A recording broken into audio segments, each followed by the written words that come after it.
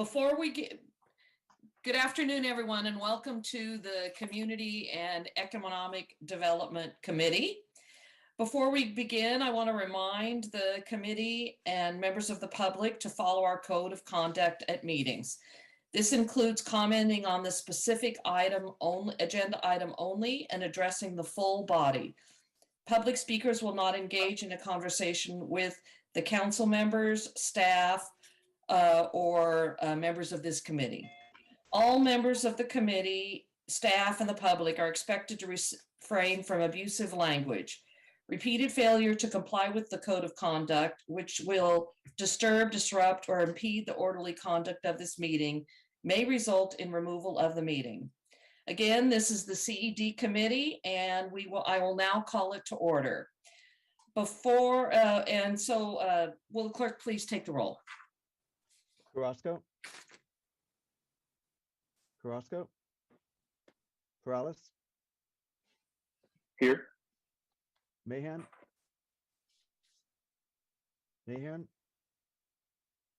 Esparza, Here. Foley. Here. You have a quorum. Great, thank you. Before I begin with the agenda, I'd like to ask, we do have an interpreter. We have a presentation on the Berryessa flea market today, so we thought it would be important to arrange for an interpreter here in case anyone needed one. So could the interpreter announce how individuals will access the call-in feature? Y bienvenidos a esta reunión. Para acceder a la función de interpretación, haga clic en el icono del globo en la parte inferior de la ventana de Zoom y selecciona el idioma que desea.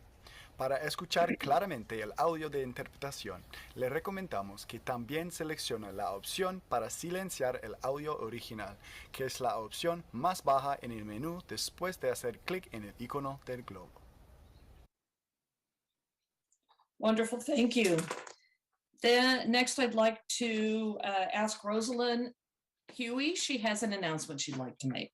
Great. Thank you so much, Chair Foley, and good afternoon to the committee members and members of the public. Staff is really excited. Actually, the Office of Economic Development and Cultural Affairs, very excited to announce a new grant program that will be launching next month for businesses here in the city of San Jose. And this grant program is going to be for businesses who happen to owe back rent during the pandemic. So we have a webinar that's being scheduled for this Thursday, April 28th at 3:30 p.m. for our businesses to get more information about the grant program, businesses that are actually going to be eligible. And we would also going to be sharing this information with all of the council offices, with the mayor's office as well, so we can get this information out to everyone who would be eligible. But just thought it would be a great idea to share this great information with the committee this afternoon. Thank you. Thank you. That's actually fabulous news. I'm happy to hear that. The next item on our agenda is the review of the work plan. There are 3 items that two are being requested to be deferred. The rent burden and the third item, which is the soft story building, and the third one, the signature project requirements, are being deferred until the next work plan in July. And all of these are related to work that housing and PBCE is involved in creating the housing element, which is a big presentation, a big project that we have to submit to the state. So that is delaying some of the other activity as staff's resources are used for working on the housing element. With that, I will open it up for members of the public to speak, but I am only, this is the work plan, so you'll have 2 minutes to speak to all 3 items. Going to the speakers, I think I saw Blair, you have the floor. Hi, thank you. Thank you for offering public comment for deferred work plan items. I wanted to speak on the soft story building earthquake retrofit policy status report. It being now deferred to June, should be interesting, and that will be a time that we're all kind of concentrating and looking over at over at Sacramento and what's going on up there. It's a busy time in June. So I think it'll be interesting that you'll have this policy discussion on earthquake retrofit at that time. Thank you for that. I wanted to offer that way back in 2015, Jackie Morales-Ferran, the housing director, really felt it was important that, you know, in all the good practices we were learning about just how to better take care of our city and housing issues, that she thought earthquake retrofit funding and subsidy planning was really important concepts for our future. And it can actually work in a way, if used responsibly and in good terms, that it actually can be a way to help introduce the concepts of fix-it repairs. That actually is a way that— Blair, this is specifically about the soft story building and not other. Yes, it is. And I'm trying to build up a big finish here. Just that it's a concept that owners can then pass along savings to their tenants. So Jackie Morales-Ferran, you know, with these earthquake retrofit subsidy things way back in 2015, these things are now coming to pass at this time. It may be different programs, but I just wanted to make us aware of how we can be thinking and working. And I think that's an important connection to make here. And thank you for your time. Thank you. Moving to the committee, is there a motion to accept the changes to the work plan? Move to accept the changes to the work plan and defer. Second. Second. Any discussion from the committee? Seeing no hands, then let's vote on that. Carrasco,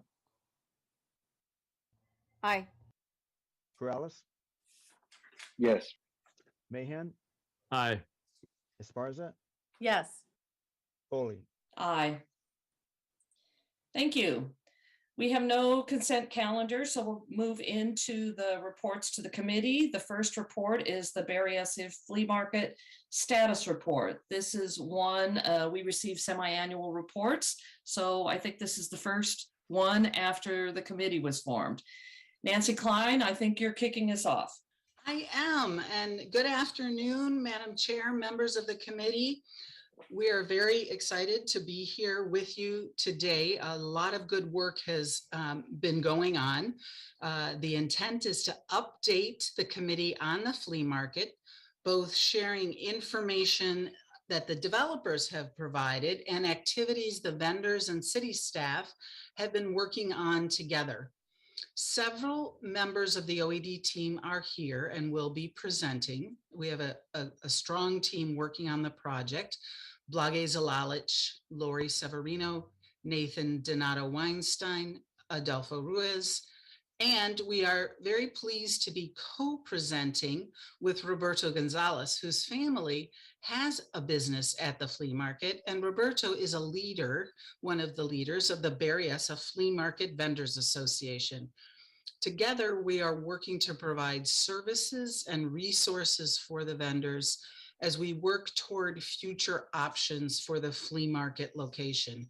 And there's one more slide, if you'd be so kind, that I'm doing. Yep, just we'll go over the background context and we'll share with you the quarterly status reports, as is the direction from council, quarterly status reports from the property owner. And we'll talk about the Vendor Transition Fund and Flea Market Advisory Group. And then Roberto will share insights from the Vendors Association. Blage? Thank you, Nancy. So next slide, please, just very quickly by way of background, because all of the committee members were approved the council direction in June of 2021. So council approved the flea market Southside rezoning project, and there were provisions in that approval intended to support the vendors.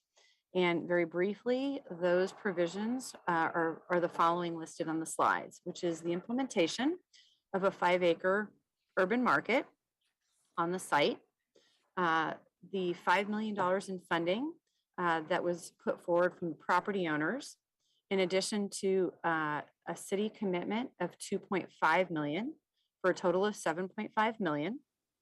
The formation of a new advisory group that comprised a supermajority of vendors, support and outreach from the Office of Economic Development and Cultural Affairs Business Development Team, which we have been happily doing over the past few months, and a requirement that a 1-year notice of any closure of the existing market would be given to the vendors in order to have sufficient time to transition, and given no sooner than July 1st, 2023. Next slide, please.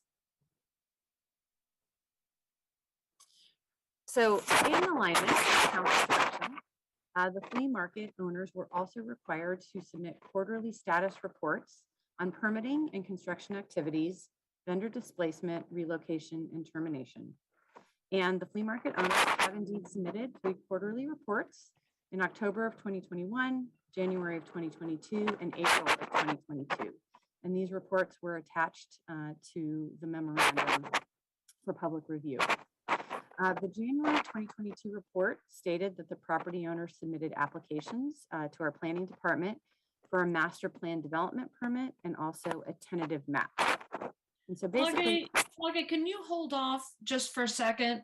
Sure. I hear a lot of feedback. Could everybody who is listed as a participant please mute themselves? there's also some Thank you. jackhammering going on outside of City Hall. Is that, are you hearing that at all? Well, I can't tell if it's jackhammering, but it's a lot of interference, so I don't know. Okay. Maybe that's it. I don't. Okay, well, let's see if it works, if everybody's thank you. muted and you can hear me better now. No, actually, maybe it is what's happening by you. That It Okay. might be also moving of papers. It sounds like, so if you can hold papers steady, if anybody's got those, I don't know. Okay. Let's- Thank you. Let's try Okay, sorry again. about that. Sorry to Oh, interrupt no. your flow. That's okay. No problem. Okay, hopefully it's better now. So the purpose of the master plan development permit and the tentative map are basically to obtain approval for demolition, grading, road and utility construction that will be necessary under the permit that was approved, or the zoning that was approved in June of 2021. So the vesting tentative map proposes to subdivide the existing 7 lots into 19 lots. Staff has completed their initial review of the application that was sent in and has provided comments to the property owner, and now is awaiting resubmittal of those plans. The master plan development permit will be subject to approval at the planning director's hearing. And I just want to make one clarification in that the master plan development permit and the tentative map would not directly allow physical changes to the site. The property owner is still going to have to come in and obtain the necessary building permits for any demolition to occur on the site, and public works permits for any grading or road utility construction.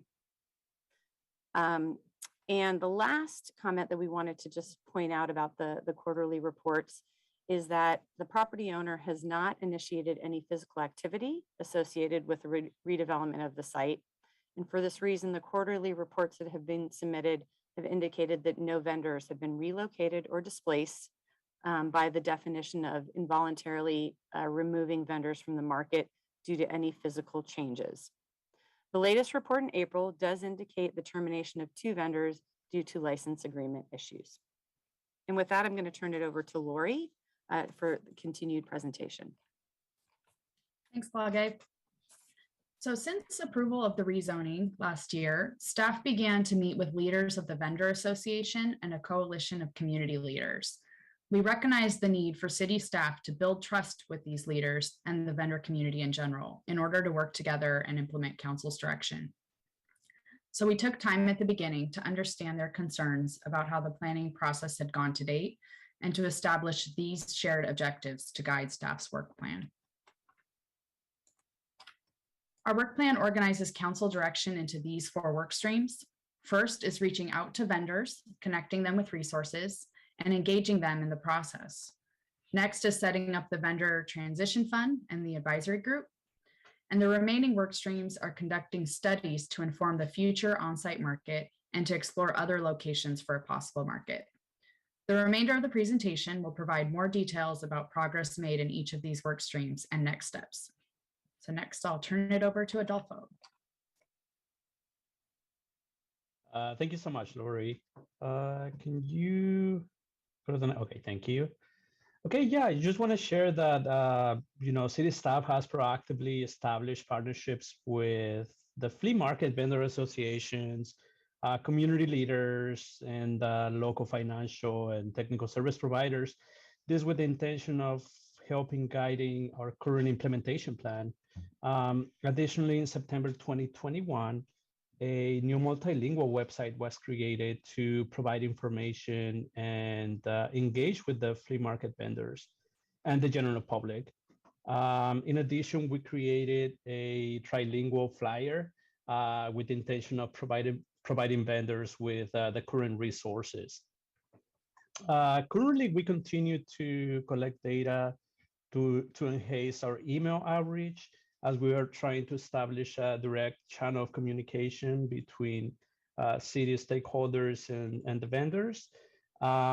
We currently have more than 150 contacts, and we regularly use this list to send updates and resources directly to vendors via email and text. Lori, can you please go to the next slide? And I'm really glad to share that as part of our support efforts in March 2022, last month, city staff, Flea Market Association, and partners completed a 4-week public market course.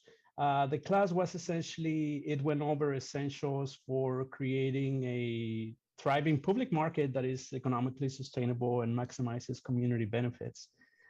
Additionally, in October 2021, the Department of Office of Economic Development partnered with the Housing Department so we could provide vendors with information about residential relief resources. Most recently, on February 2022, city staff hosted an on-site meeting in collaboration with the flea market associations to update vendors on the project and outline for the spending plan for the first $500,000 that we received from the property owners. During this event, we obtained feedback from the vendors and connected vendors to some of the newly service providers for technical and financial services. This event was multilingual, and we had an attendance of more than 150 vendors. Tori, can you please go to the next slide? And for the graph below, this graph in front of you, it shows the next steps for the formation of the advisory group. In summary, we're currently in the process of selecting a consultant to facilitate the advisory group. Once the consultant is selected and in collaboration with stakeholders, we're going to draft a charter and a member selection process, which will be drafted and approved. Upon the selection and establishments of the advisory group members, that's when we're going to start the meetings so we can start the recommendations for the transition fund. We anticipate selecting the members of the group by fall 2022. And with this, with this update, I'll pass the microphone to Nathan. Thank you, Adolfo, very much. So in addition to the advisory group initiation, we are also working to develop some additional tools that will be important for finding long-term solutions.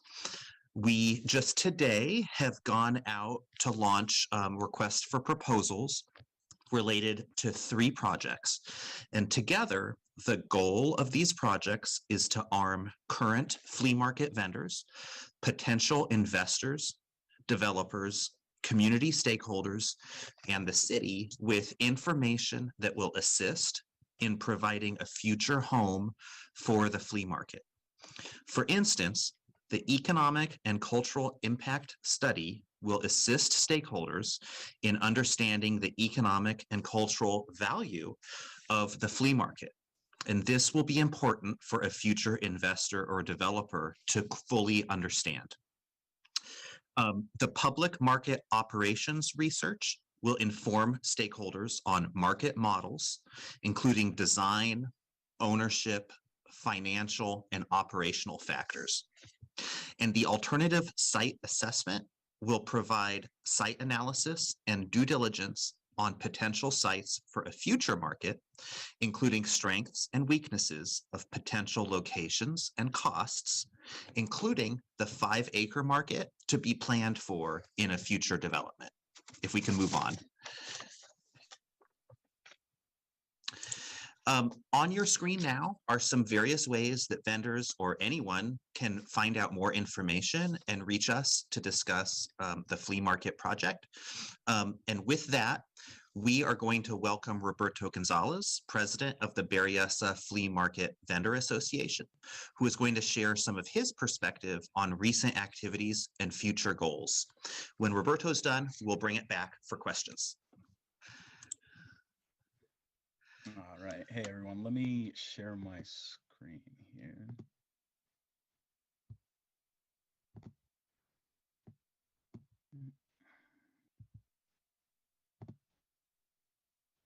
Perfect. So, hi, everyone. My name is Roberto Gonzalez, and I'm the president of the Berryessa Flea Market Vendors Association. Just want to give a big thank you to the committee and OEDCA for giving us the opportunity to present today alongside them and to you as well. Having impacted individuals at the table, giving our perspectives and our analysis is something that's really awesome.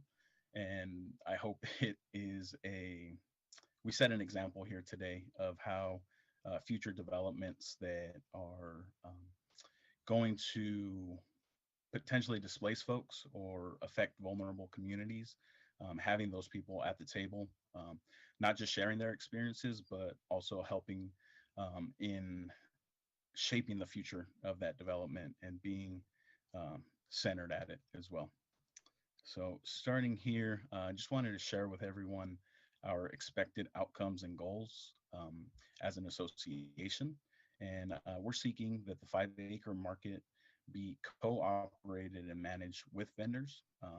In addition to that 5-acre market, we are also seeking a firm relocation plan and site to build out a new market that is co-run by vendors. And we believe that in achieving this goal, there should be a strategic shift in the current goals and vision for the market. So what we can do together and how we could get there, right? The reason that we say that we should shift the key goals that the city gave direction to is that one of the major ones is to prevent displacement of vendors due to that redevelopment. What we're looking for is to further that and to be able to build out a whole new market alongside the 5-acre market that we can collaboratively work together for.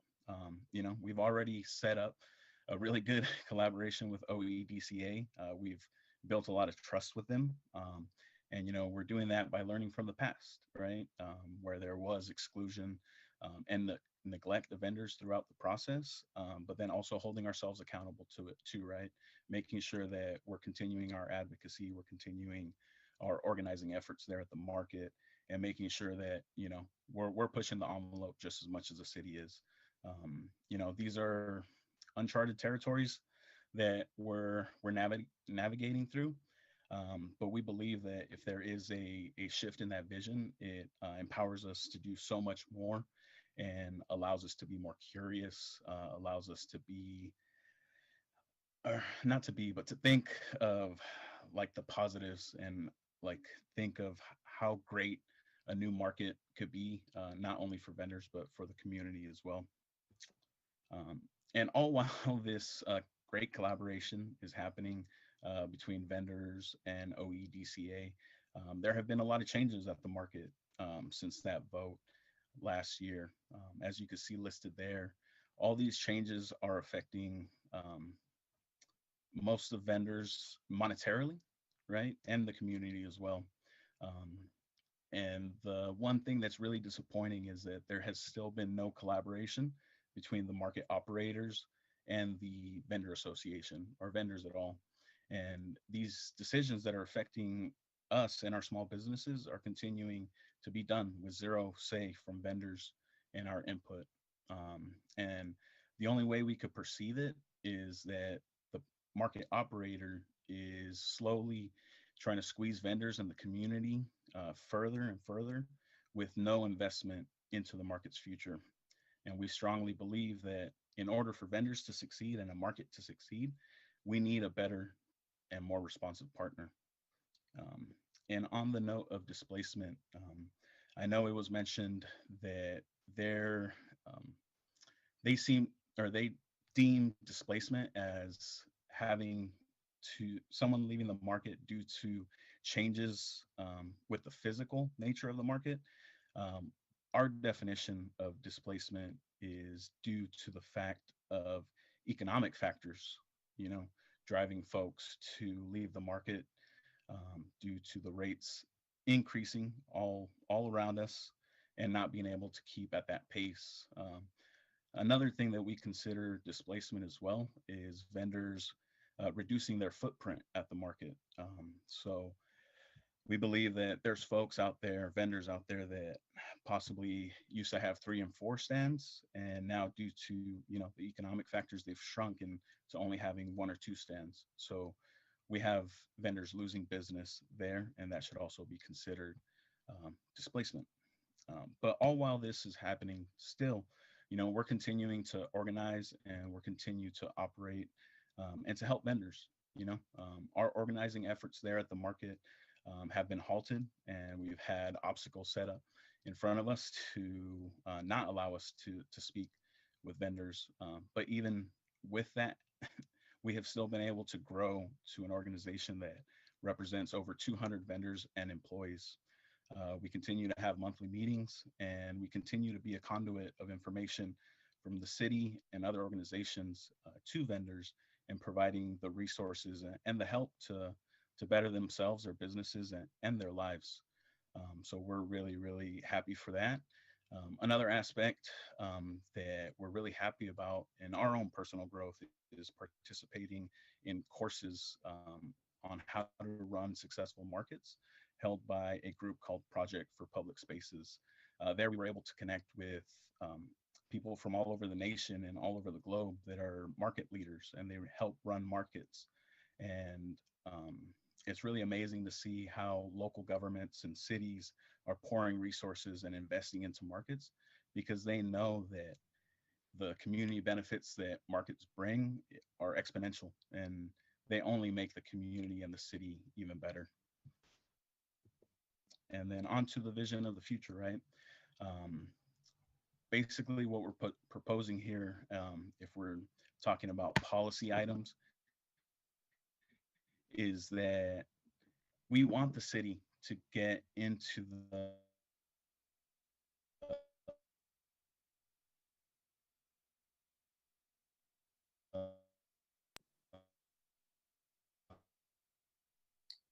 Roberto, Okay, sorry. business. that's okay. Roberto, I think you had connection problems for a little bit. Do you want to revisit your vision? That the city can be a really great partner, and you know, I got to give all the flowers to the team over at yes, I'm sorry, can you guys hear me? Hello?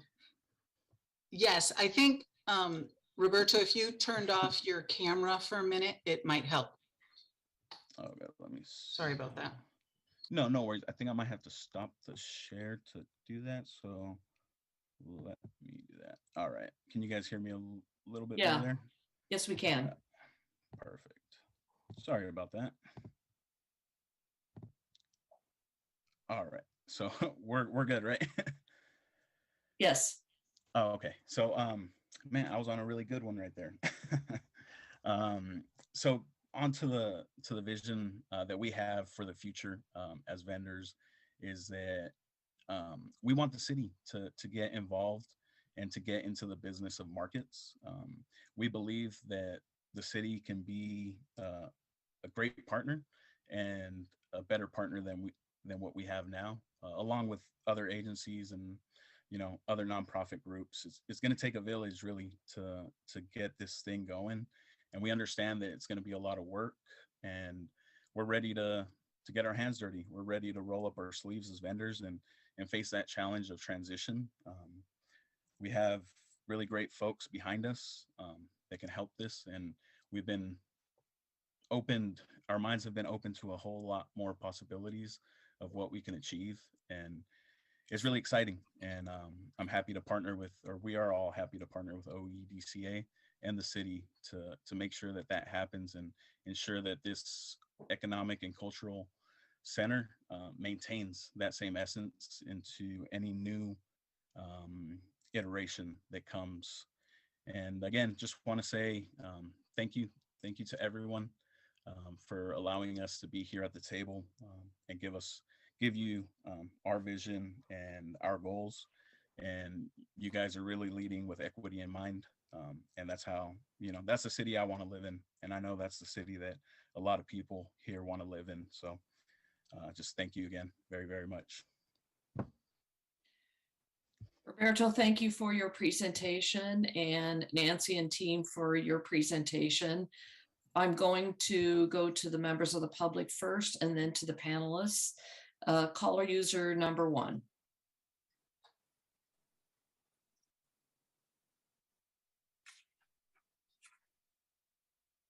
Please unmute yourself.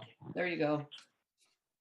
Yeah, just wanted to say that if anyone's trying to call into Zoom, the web ID is incorrect, and it's missing the last number. So the web ID is 946-7773-9504. I'll repeat that: 946-7773-9504. If people are having a hard time calling in, I want to thank Tony Tabor's office for picking up, giving me the proper information quickly. I don't thank the city that much, but Tony Tabor's office is good. They usually pick up, or they get back to you rather quickly. So I just wanted to make that clear, and you may want to post that on the somewhere so people can know that, because they're probably trying to call in and can't do it.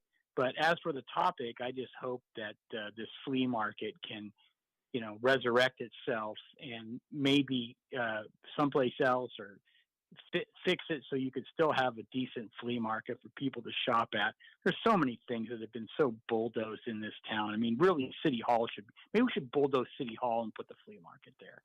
That's my idea for the day. Thanks.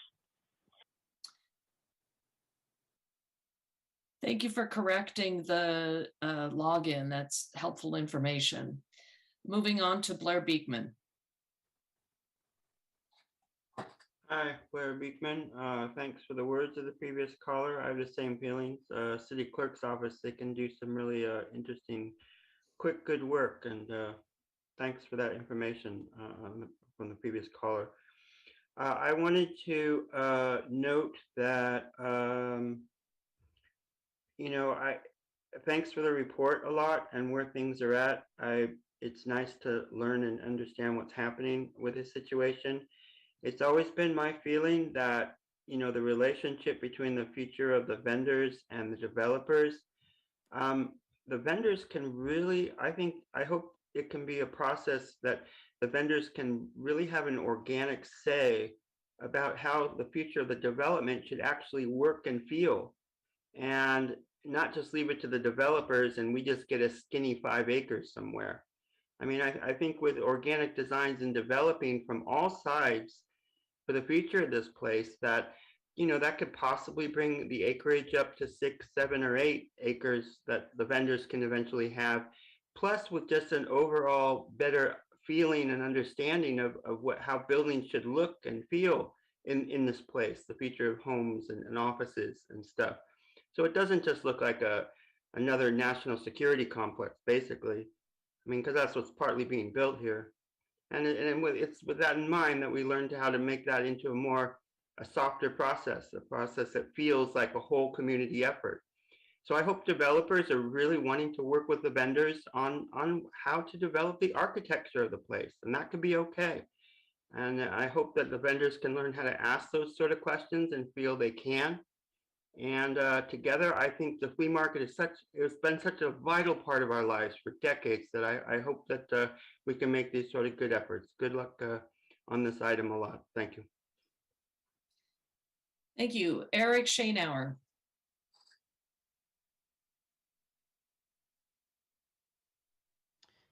Good afternoon, Chair Foley, members of the committee.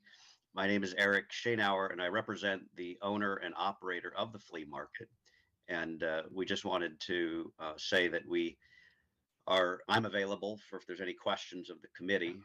And also we're happy to support the efforts of the vendors and the city staff as they work through the flea market advisory group process and the disposition of the flea market or the vendor support funds. Per the conditions of approval from the council, we did provide the city $500,000 on January 1st to kick off this process.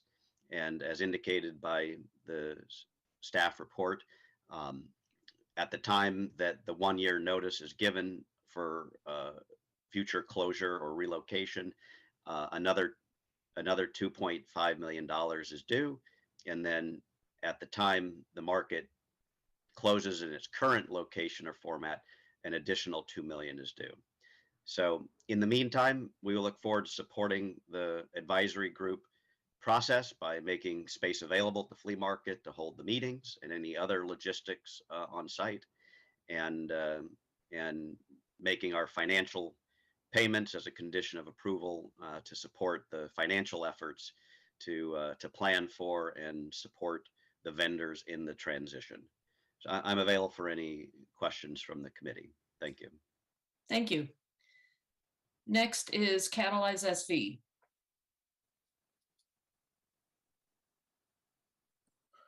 Good afternoon, Chair Foley. This is Alex Shore, Executive Director of Catalyze SV, here in support of the Berryessa Flea Market Vendors Association and city staff for joining together to create some tremendous progress.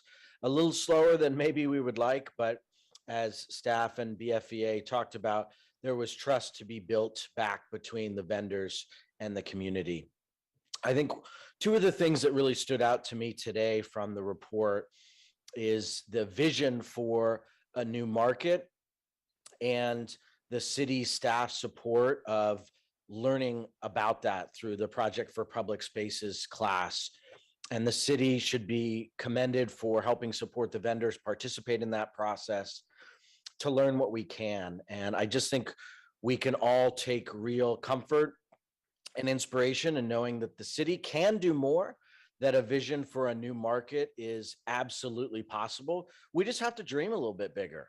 And we're starting to do that together, the Berryessa Flea Market Vendors Association, city staff, on how the city can play an even greater role in supporting something that is incredibly important.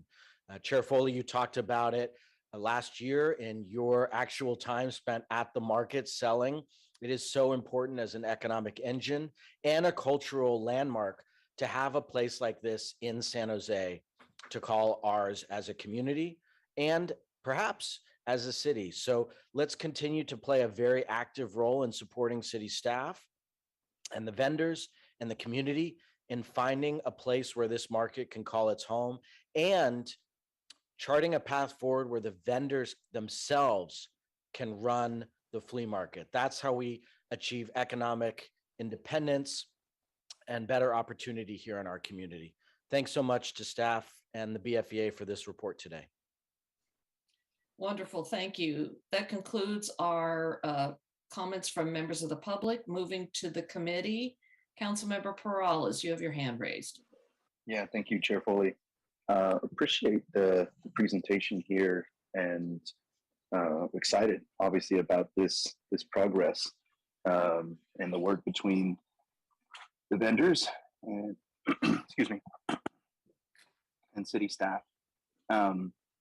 I had a couple questions, and I do think this is very helpful, obviously, to get these updates, to be able to keep the council apprised of how things are going and how we might be able to help provide some direction. So first off, I wanted to hear from staff on just kind of the reaction and what you think the next steps are going to be on the vision that the vendors have and that Roberto was able to present to us today. Councilmember, thank you very much, Nancy Klein. And I'll jump in, and others on the team may well have additional information. We are too. We really are excited about the partnership and working with the small businesses, getting support to them, and innovative tools that we're working on and hope to tell you more about. When we do, council member, the economic analysis, as Roberto and Lori had spoken to, we'll be able to have demonstrated capacity about the funding and financing that will be essential to really thinking through what is next, either on this site or in another location. So the data and material and perspective will be super helpful to think through what are our next steps. There are a lot of options. We very much know the vendors far prefer a large market site in the future, where almost all or all of the vendors who aren't on the 5 acres go. And Roberto and the Vendors Association know there's other additional things to consider that may be in more than one site. So looking forward to thinking through a range of possibilities for the vendors to very much be engaged in that thinking and visioning. Thank you for the answer.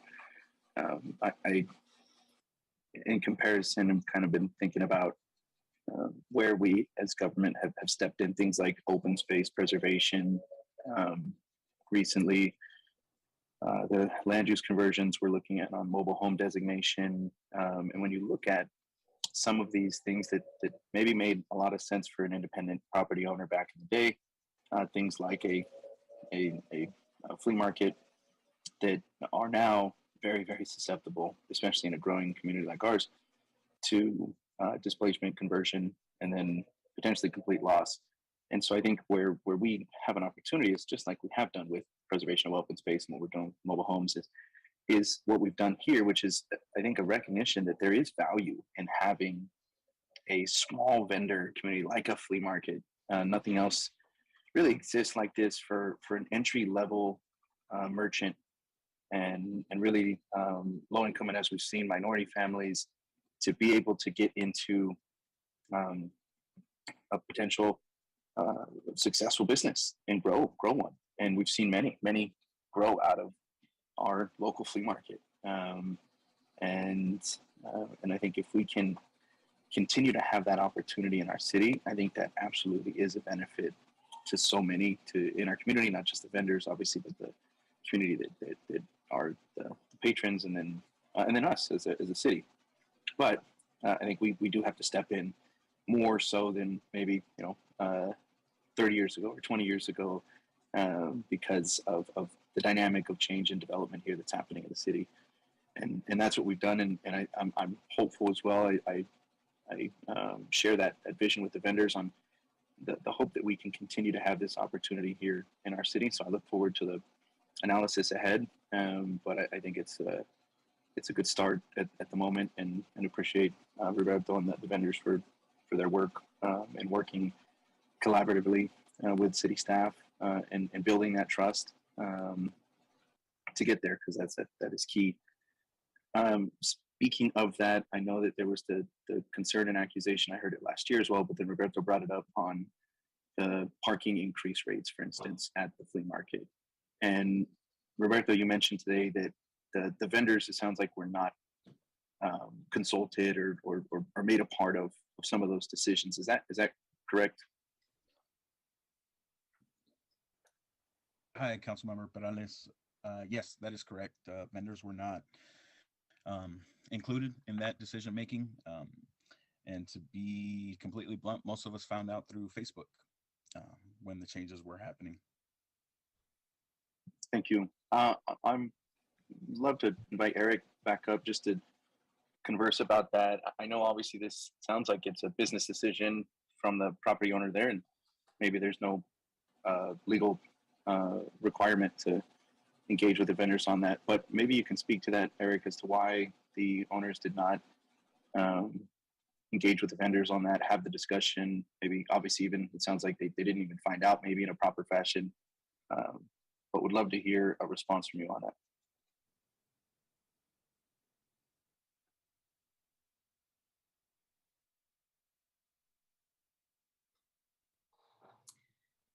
Can it, I'm assuming Eric is still there. Can I'm sorry. I think we have to promote him, right? I don't Yeah, know. can we promote him to a participant? That was just what I was gonna do. He's being promoted now. Okay, great.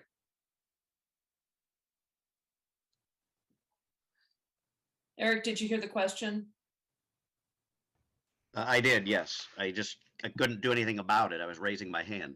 Understand. Sorry about that. So I can't speak to how or why the flea market management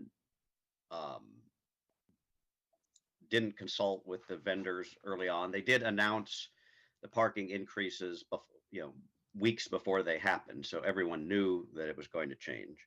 But I think we need to give broader context here, and that is the flea market is a business, and we've had significantly increased costs over the past decade, and have not significantly raised. We haven't raised license fees, space fees for the vendors in nearly a decade.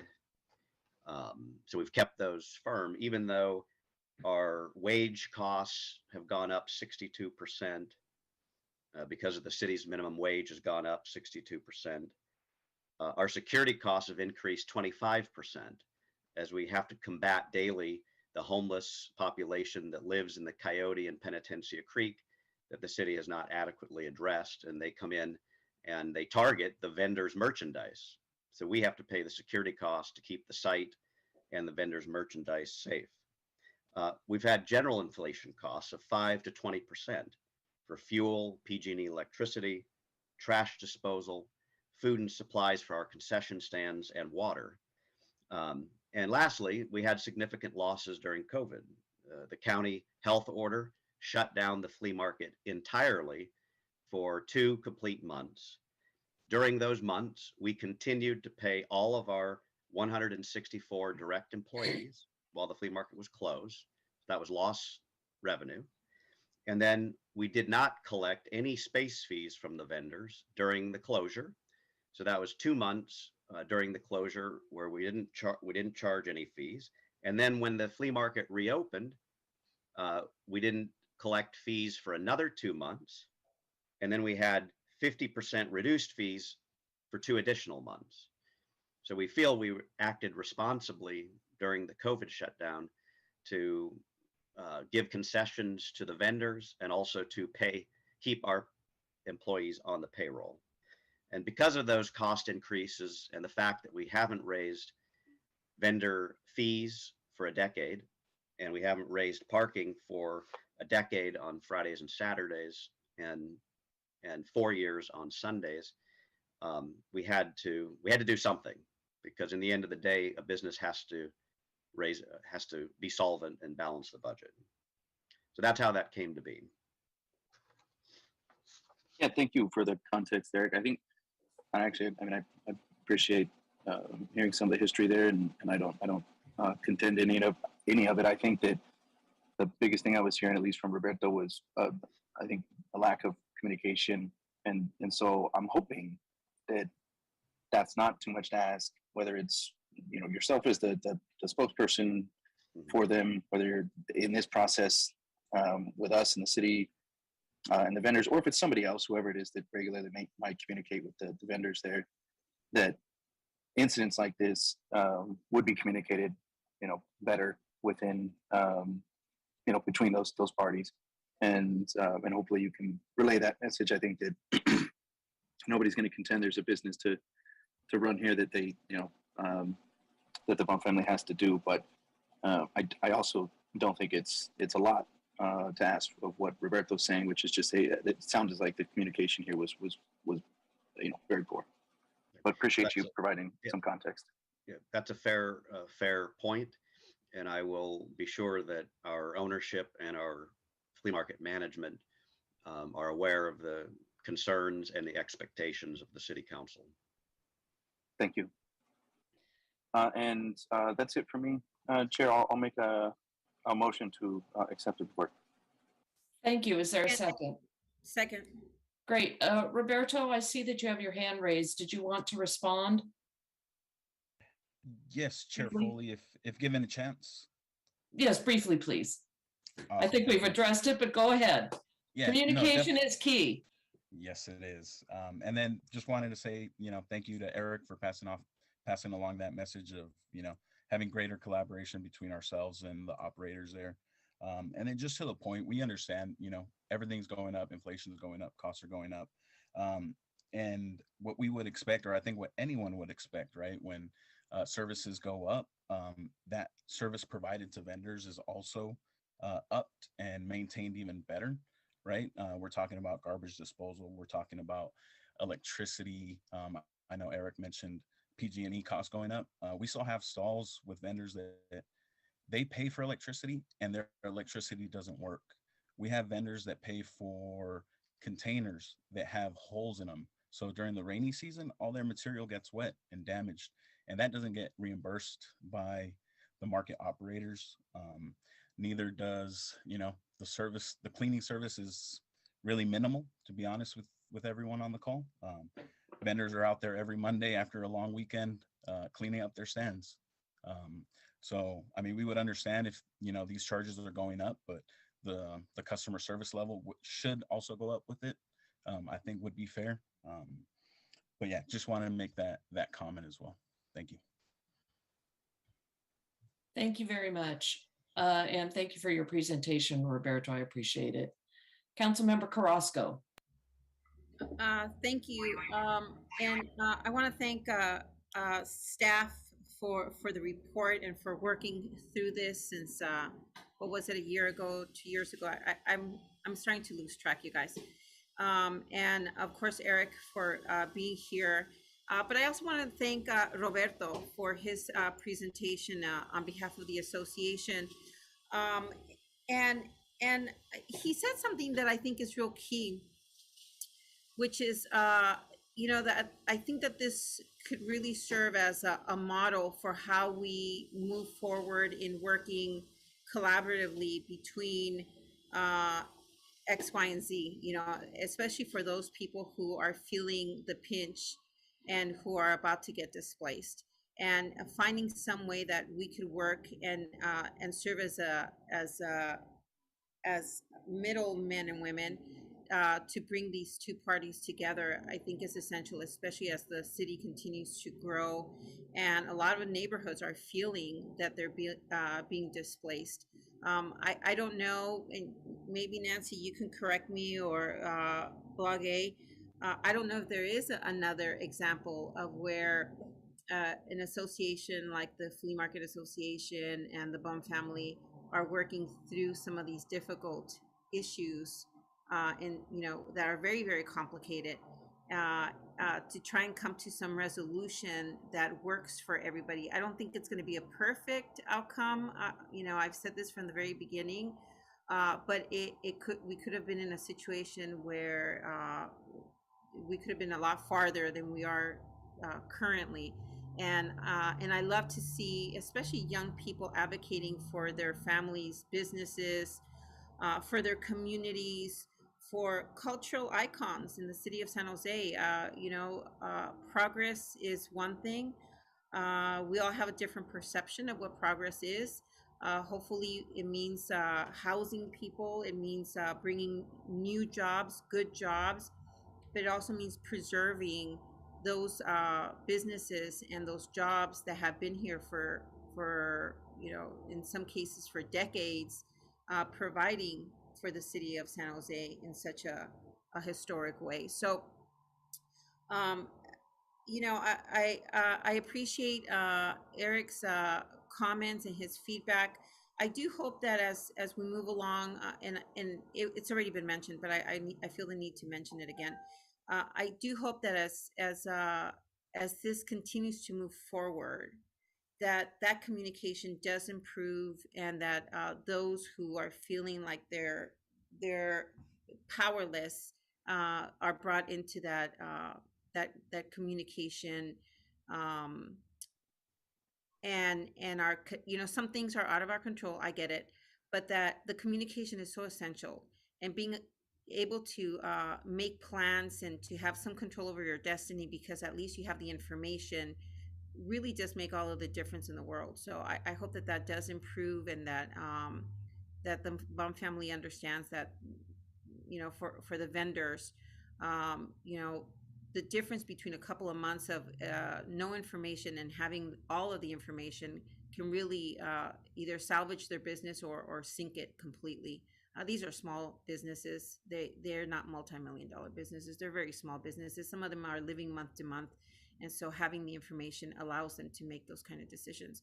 And for transparency purposes, I want to be very clear. Roberto Gonzalez works for my office, but we don't discuss these issues. And I never let these issues get in the way of the way that we move forward on policy. So when he meets with the team, he does it on his own time. It was very clear from the very beginning, and we all know that as a staff. And he knows it as well as the association knows it. He is under my employment, and he's doing a fantastic job. I'm so pleased with the work that he does for District 5. So I wanted to just be able to put that out there. Thank you, Roberto. That's it for me, Chair. Thank you. Thank you. And I see that I was muted when I was trying to talk to you all. Thank you. Seeing no other hands raised in the committee, then let's take the vote. Roscoe, Aye. Morales, Yes. Mahan, Aye. Esparza, Yes. Foley.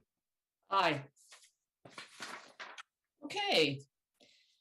Moving on to the next item, which is the update from the COVID Recovery Task Force. Rosalind, are you kicking us off on this one?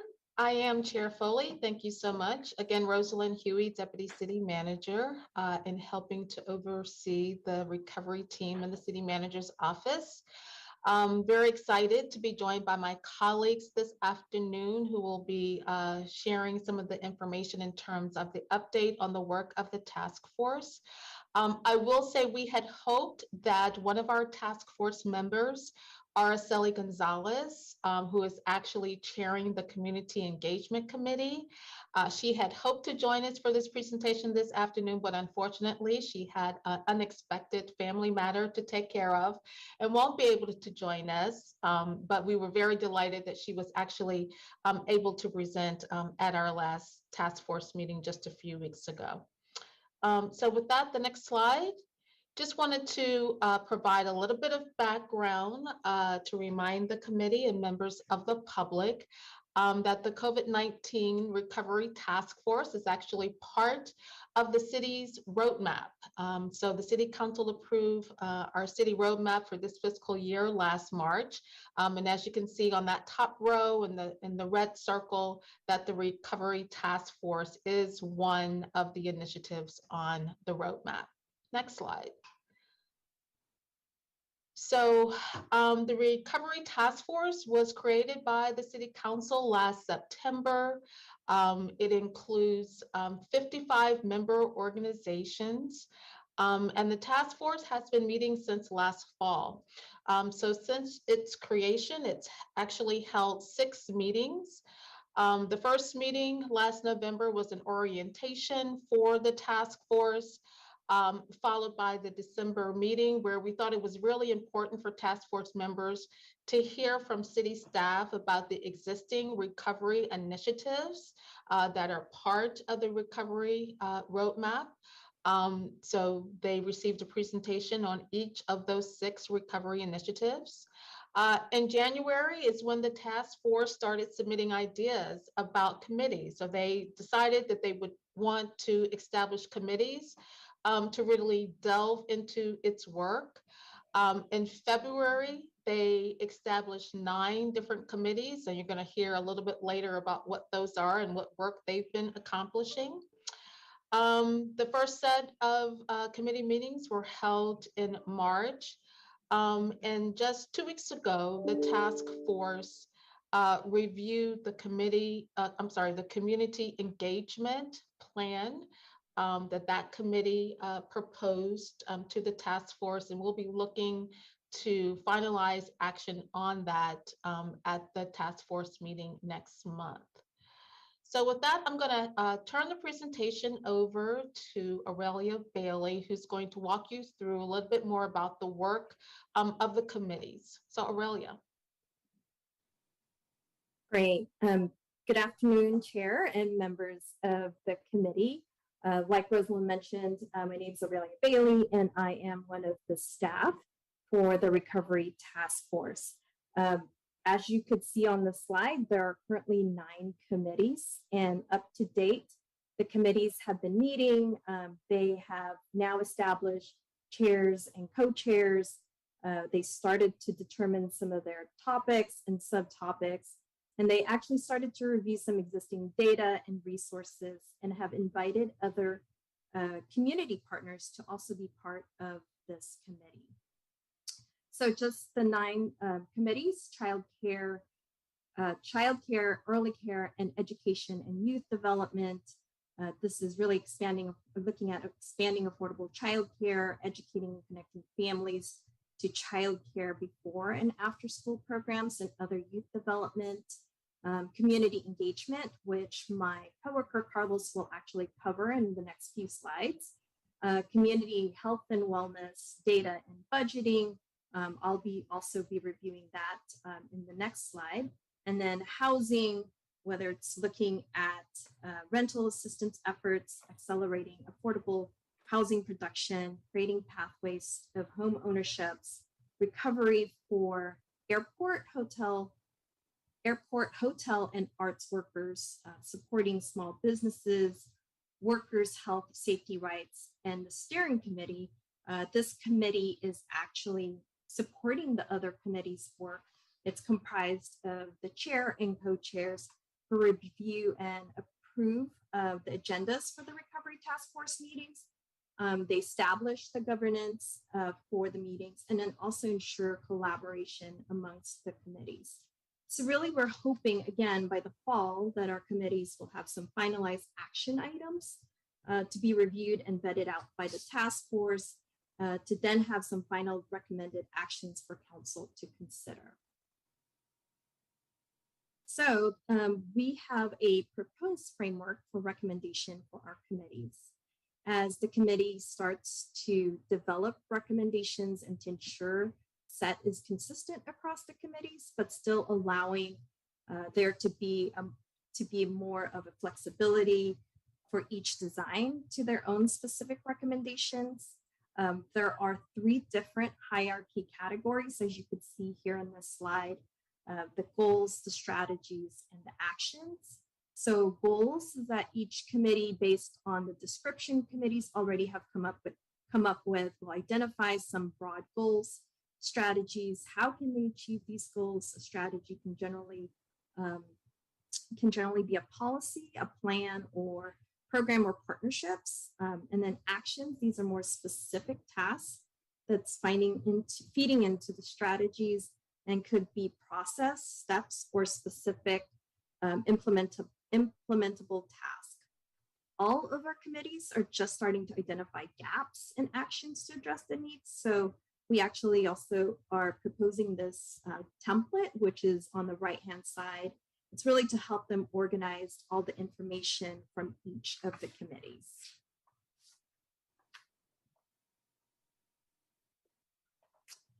So the data in gathering and budgeting. Each of the committee will actually work closely with the data and budgeting committee, where the key data and community input and metrics are identified. So the data and budget committee gathers the data, help develop metrics, and compiles tools to ensure an equitable budgeting process across all the committees for the task force, understanding applications and understanding and applications. The committees has assigned members to serve as liaisons to the other committees. They really are there to listen to the problem set and what other committees have defined, connect their goals to specific measures, and provide them the data and the indicators that are going to help them track their goals. As you can see, identify metrics and resources of data leveraging existing city and public data sets, whether it's reviewing the report from the Silicon Valley Roundtable or our Healthy Place Index, provide dashboards to generate insights, inform potential recommendations, define 2 to 4 metrics of success for each committee. Again, this is, they don't have to come up with 4, but making sure that they do come up with some of the metrics of success, and then supporting survey designs for effective quantitative metrics. So here's our committee's next steps. We'll be firming up the metrics and starting to put together the data, and also helping the community and engagement committee creating the survey. Last on this is the budget. So during the March 15th council meeting, City Council approved the mayor's budget message, and one of them is equitable recovery. So in the memo covered that some or all of the recommendations that the recovery task force will be recommending require some funding to implement. So the direction to the city managers to create a modest reserve of a one-time funding to implement task force recommendations. So as the budget process continues, we will have a better idea of how much that one-time funding is going to be available once we implement those recommendations. And also, we'll continue to work with the committees for potential funding for recommendations for fiscal year 2023 and 2024 budget. So with that, I'm going to actually turn it over to Carlos. Saludos to the chair and to the committee. My name is Carlos Velasquez. I'm proud to be part of the Recovery Task Force team here with the city. I'll be sharing an overview of the community engagement that the task force will be conducting this summer. But before we do, I wanted to just share briefly the overall community engagement goals of the task force.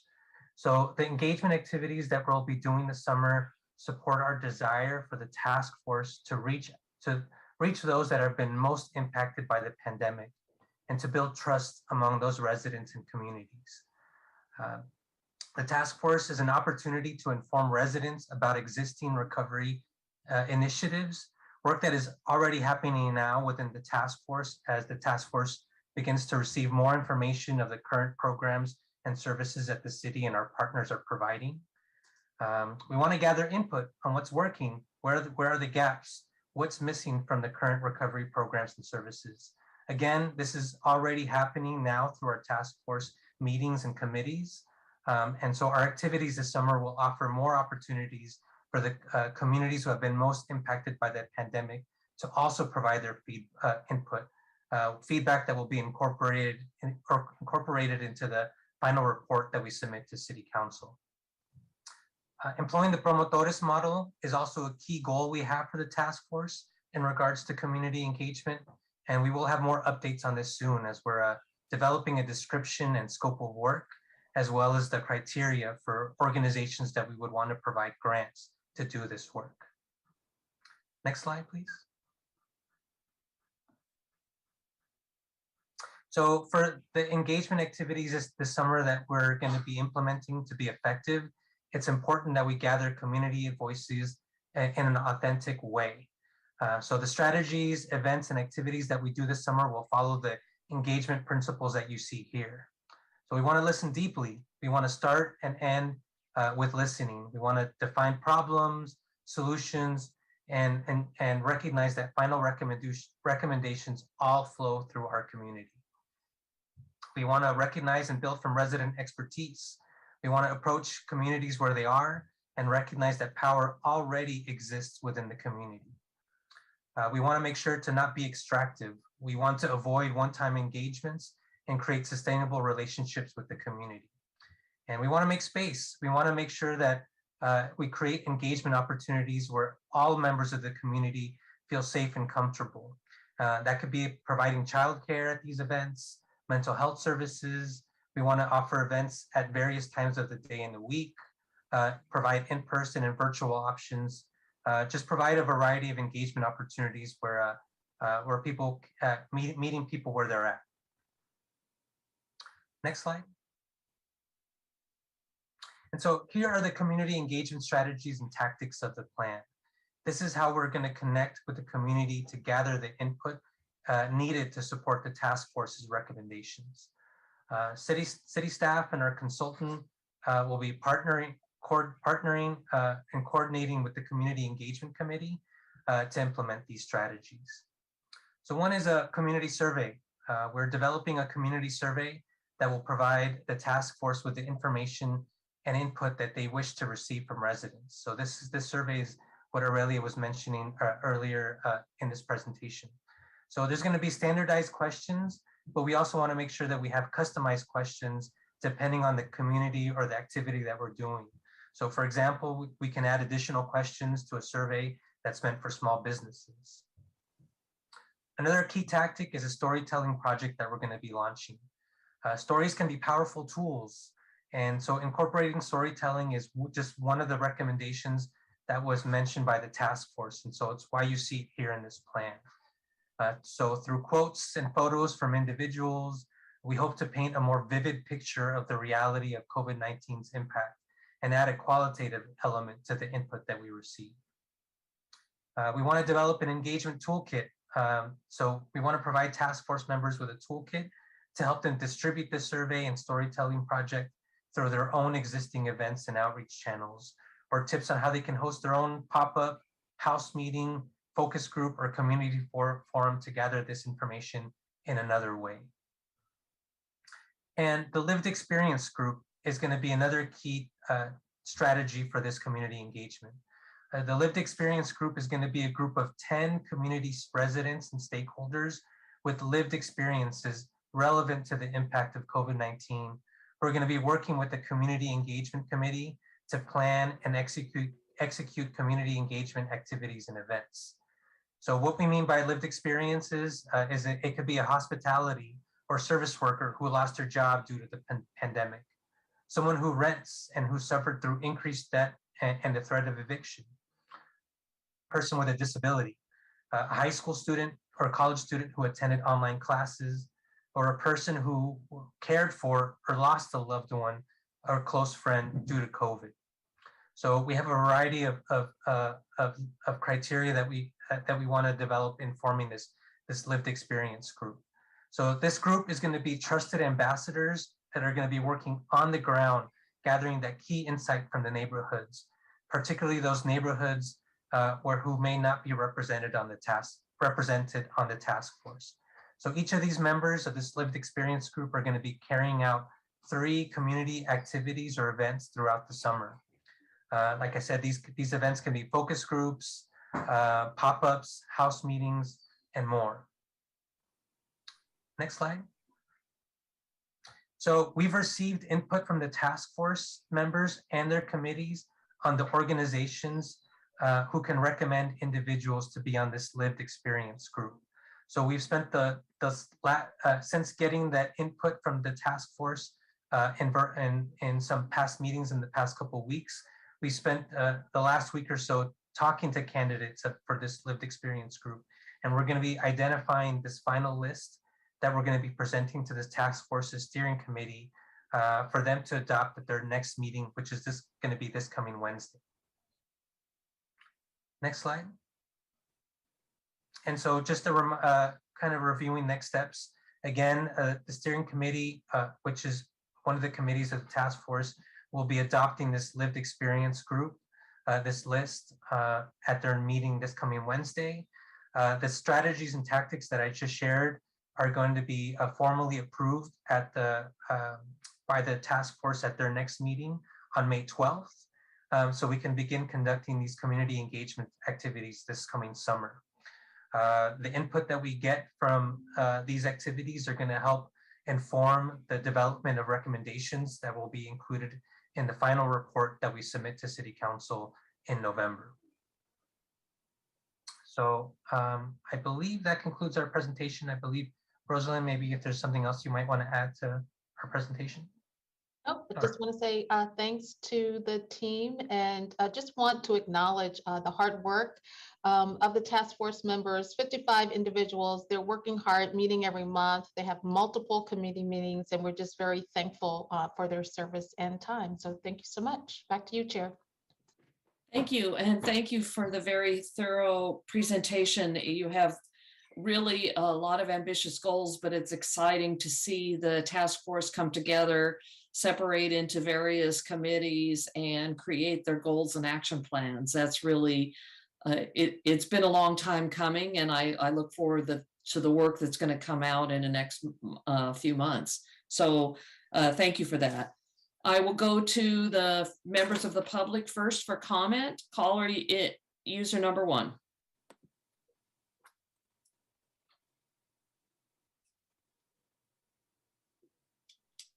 believe you're still muted, sir.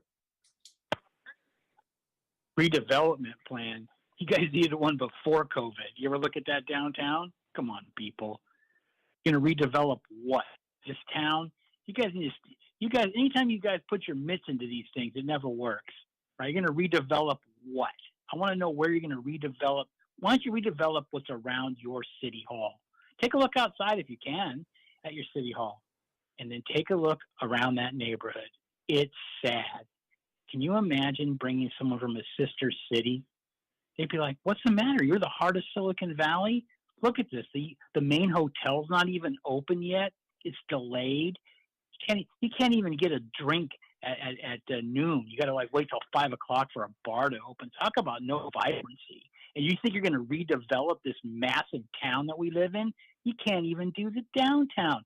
I want to know what your redevelopment plans are downtown. You guys tried it once. Remember that Pavilion Mall thing that got demolished? And now there's the Paseo de San Antonio, whatever. This is the Recovery Task Force report. Are you commenting about the Recovery Task Force report?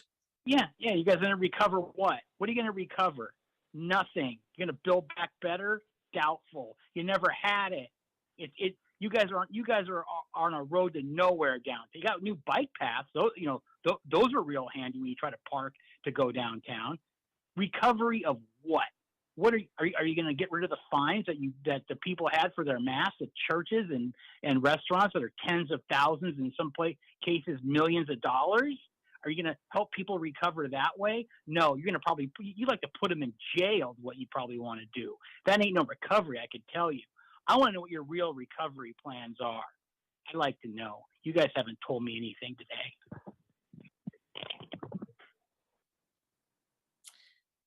Blair Beekman.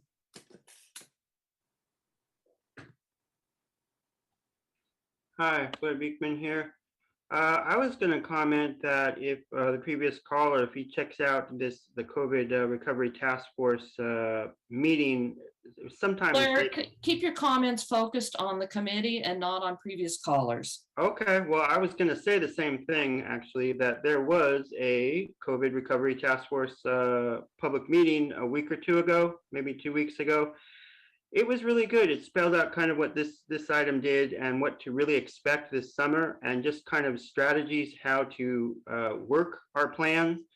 And that I think sets up a really good system how we can consider the future of this issue, and how it's going to connect to basically a lot of issues within the future of San Jose. So, I thank you for that work you're going to be doing this summer. I think you've invited the community to be a part of this. There's going to be a more open community process this summer. And there's issues of housing, worker rights issues. And this group itself, to email them, you email the word CERT Task Force, which to me suggests that there's some CERT training involved too, which is the ideas of emergency preparedness. That's really good foresight of yourselves. I don't know how much exactly we have to worry about emergency preparedness issues in the next few years, but it's always important to be considering emergency preparedness and for the task force to learn how to more openly talk about that issue. I think it's important. And it can be an important inclusion to, the housing rights and workers' rights that we can all be working on with this item, that it can be a really interesting summer for all of us of the community. So thank you for this work, and good luck how we can all talk about it this summer. Thank you. Thank you. Turning to the committee, I don't see any hands raised. So is there a motion to accept the report? Move to accept the report. Is there a second? Second. Thank you. Seeing no hands raised, then please take the roll. Carrasco, Aye. Perales, Aye, and thank you for the report. Mahan, Aye. Esparza, Yes. Foley. Aye. Thank you. That concludes the formal portion of the meeting. We do have an opportunity for members of the public to speak under open forum.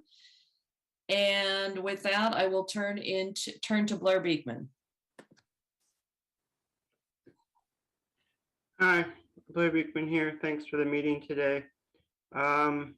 I think a thank you, good luck. Oh, I guess first a thank you to, all the efforts from all sides with the issue for the future of the flea market. Good luck to all sides and continuing good negotiation.